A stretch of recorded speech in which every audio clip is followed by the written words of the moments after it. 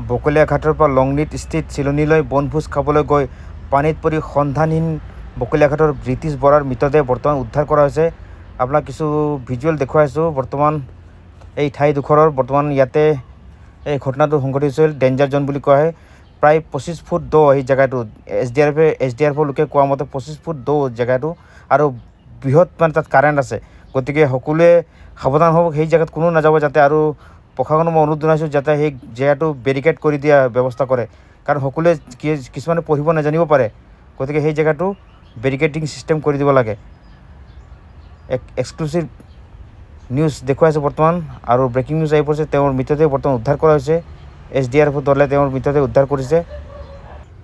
লংচ কাংথু ইক' পাৰ্কৰ পৰা মই দেখুৱাইছোঁ কিছু দৃশ্যাংশ। ইয়াতে সেই ঘটনাটো সংঘটিত হৈছিল, যি এজন যুৱক সন্ধানী হৈছিল। বৰ্তমান তেওঁৰ মৃতদেহ উদ্ধাৰ কৰা হৈছে। ৰিতীশ বৰা বুলি সন্ধানী হোৱা যুৱকজনৰ পৰিচয় বৰ্তমান দেখুৱাইছোঁ।